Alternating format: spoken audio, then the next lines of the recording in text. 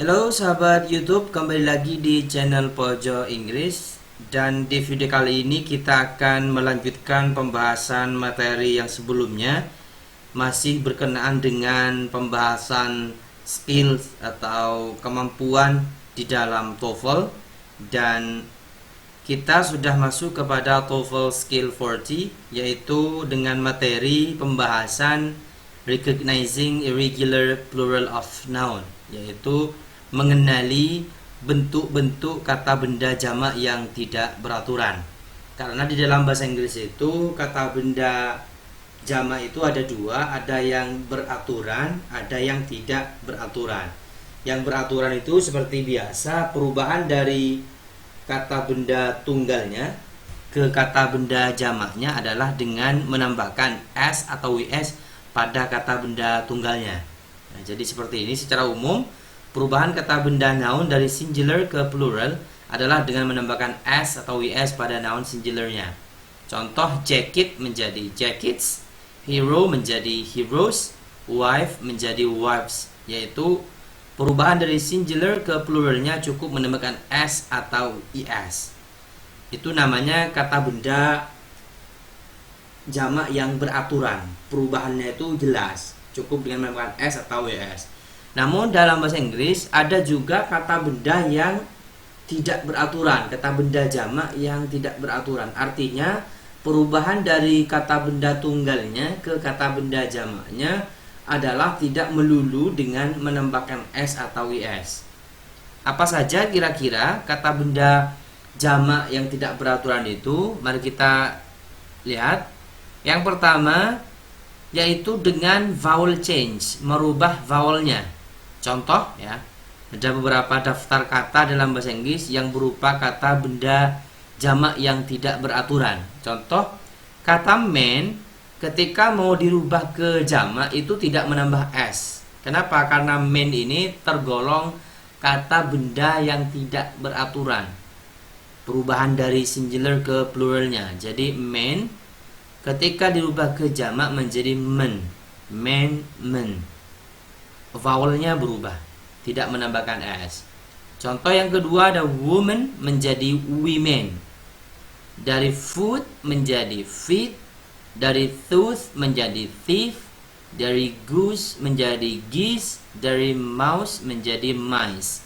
Jadi laki-laki tunggal, perempuan tunggal, kaki tunggal, gigi tunggal satu, angsa tunggal, tikus tunggal. Ketika ini bentuk jamaknya adalah tidak menambah s atau ws, melainkan vowelnya yang berubah.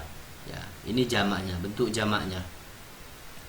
Yang kedua, biasanya perubahannya kalau tadi kan vowelnya berubah, yang kedua biasanya dengan menambahkan in. Menambahkan in di belakang kata benda tunggalnya. Contoh, child, anak, ketika dirubah ke jamak menjadi children. Ini namakan in, anak-anak. Dari child, anak, menjadi children, anak-anak. Dari ox menjadi oxen. Ya, dari sapi tunggal atau lembu tunggal, ini tunggal bentuknya, satu lembu menjadi banyak lembu, oxen. Jamaknya menambahkan in. Yang ketiga adalah same as singular, yaitu bentuknya sama dengan tunggalnya. Contoh, ada deer, nih, jamaknya tetap deer, rusa. Antara tunggal dan jamak bentuknya sama. Fish, ikan, jamaknya juga fish. Ya, sama, bentuknya tidak berubah. Salmon, ikan salmon, salmon, sama bentuknya. Sheep, sheep tetap menjadi sheep, domba. Ada trout, tetap trout, ikan air tawar. Ya, jadi bentuknya tidak berubah karena same as singular, bentuknya sama dengan bentuk tunggalnya.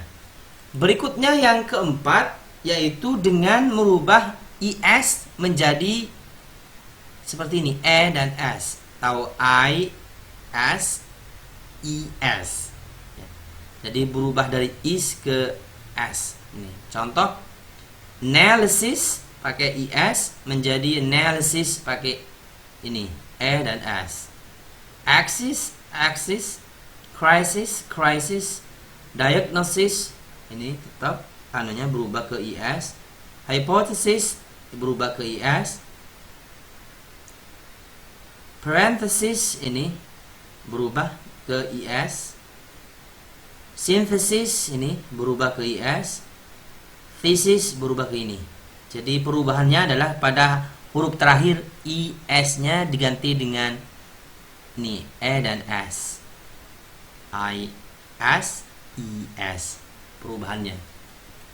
Berikutnya ada yang jamaknya diganti dengan akhiran di kata jamaknya diganti dengan huruf A.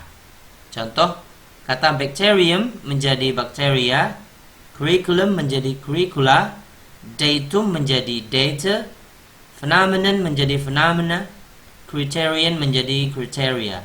Ada berakhiran A semua ini. Ini bentuk jamak. Bentuk jamaknya berakhiran A.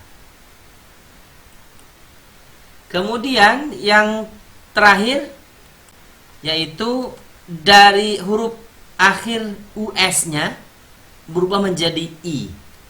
Huruf akhir US-nya berubah menjadi I. Contoh, lameness ini berubah seperti ini. Yang kedua, bacillus menjadi ini, bacilli. Cactus menjadi cacti. Fungus menjadi fungi.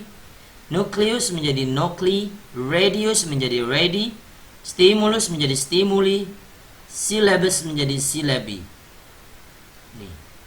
Jadi US-nya berubah huruf I. Jadi kata benda jamak itu tidak melulu ciri-cirinya menambahkan S atau IS pada kata benda tunggalnya. Ada beberapa memang pengecualian, kata bendanya tidak seperti pada umumnya, yaitu disebut dengan kata benda jamak yang tidak beraturan. Kita masuk kepada soal. Seperti biasa, the mystery bookstore was largely a phenomena of the last decade. Jelas yang salah yang Charlie. Kenapa Charlie salah? Karena ini bentuknya bentuk jamak. Padahal di sini sudah diawali dengan artikel yang menunjukkan bahwa ini tunggal. Ada artikel e yang menunjukkan bahwa ini adalah tunggal. Harusnya di sini pakai phenomenon, bukan phenomena kayak gini. Tapi pakai nen, phenomenon. Jadi yang salah yang Charlie. Yang kedua, quantitative analysis using both the computer and quantitative techniques are used to optimize financial decision. Yang salah antara Alpha, Bravo, Charlie, Delta, kira-kira yang mana? Jelas yang salah yang Charlie karena subjeknya di sini tunggal. Seperti ini. Ini subjek tunggal ini. Ini tunggal. Analysis ketahuan dari IS-nya.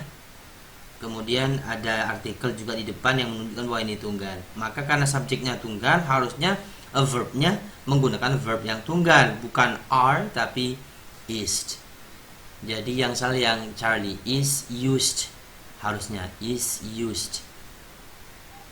Jadi itu saja barangkali untuk materi kita di video kali ini. Sekali lagi bahwa kata benda jamak itu tidak selalu berakhiran S atau IS di belakang. Ada kalanya vowelnya yang berubah, ada kalanya akhirannya yang berubah, ada kalanya bentuknya sama dengan bentuk tunggalnya, yaitu disebut dengan kata benda jamak yang tidak beraturan. Di dalam soal TOEFL biasanya muncul model soal yang berkenaan dengan materi kata benda jamak ini.